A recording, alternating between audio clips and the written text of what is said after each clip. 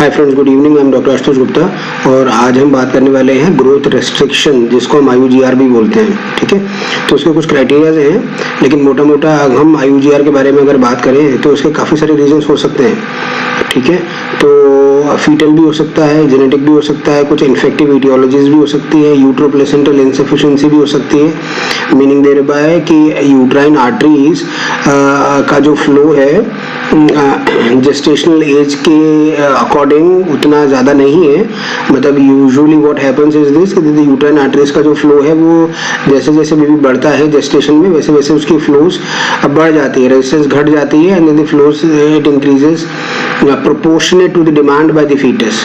ठीक है, तो यूट्रोप्लेसेंटल इनसफिशिएंसी हो गई। लेकिन एक बहुत इंपॉर्टेंट जो रीजन है वो है प्लेसेंटोमेगेली, और वो मैं आज आपको दिखा देता हूँ। दूसरा, IUGR को समझने का सबसे अच्छा तरीका DADC ट्विंस से हम समझ सकते हैं।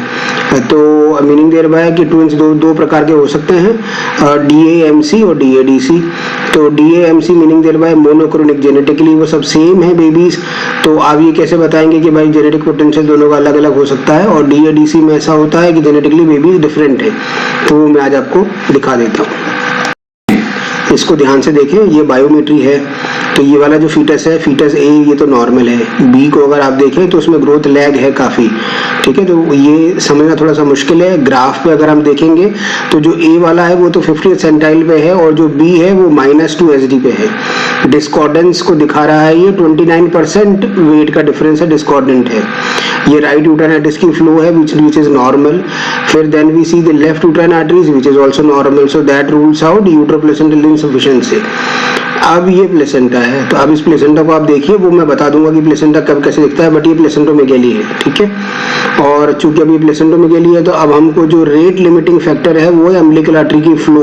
तो A के लिए तो इस जेस्टेशन के लिए तो ठीक है, लेकिन B का आप देखें तो काफी ज्यादा है ना, रेजिस्टेंस काफी ज्यादा है, इसका मतलब फ्लो कम है। तो अगर इसको इस तरह से देखें तो हम ये पता चल सकता है कि जो ट्विन B है उसका जो फ्लो है वो 95 सेंटाइल से भी ऊपर है। राइट, वो ऊपर निकल गया है 95 सेंटाइल से, and this is the placentomegaly. Right, तो ये दो बेबीज हैं, और इसमें आप ये देख सकते हो कि ये बिल्कुल प्लेसेंटा इतना बड़ा हो गया है which is occupying whole of the space of the uterus. DADC twins में जेनेटिकली जो जेनेटिक पोटेंशियल है बेबी का ग्रोथ के लिए वो डिफरेंट हो सकता है, और तो इसमें तो खैर कोई दो राय है ही नहीं। और दूसरा कि यूट्रोप्लेसेंटल इनसफिशिएंसी भी हो सकती है, लेकिन अगर यूट्राइन आर्टरीज नॉर्मल है तो जो second most important thing which remains is the umbilical artery flow, और वो एबनॉर्मल है एक बेबी में, और उसका बेसिकली रीजन है प्लेसेंटोमेगेली का। राइट, तो प्लेसेंटा का जो थिकनेस होती है वो जेस्टेशनल एज प्लस 1 सेंटीमीटर होती है। मतलब अगर आप 25 हफ्ते की प्रेगनेंसी को अगर आप देख रहे हैं तो 2.5 centimetre plus 1 centimetre, so meaning there बाय 3.5 centimetre becomes the higher upper limit for the thickness of the placenta, and इस केस में तो हमको 6 मिल रहा था। तो anything which is greater than 3.5 would be defined as a प्लेसेंटोमेगेली।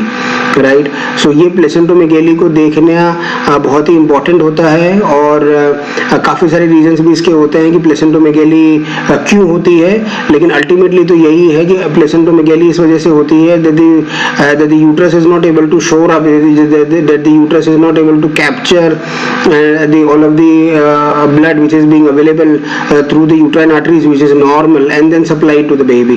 तो जो सप्लाई, जो बेबी की जो सप्लाई है वो मेयर हो जाती है, वो कम हो जाती है, इस वजह से बेबी ग्रो नहीं कर पाता है। और चूंकि वो ग्रो नहीं कर पाता है, so what we can have is a lot of complications, absent end-diastolic flow, reversal end-diastolic flow, we can have some issues with the ductus venosus, then we can have a right ventricular failure and blah blah blah.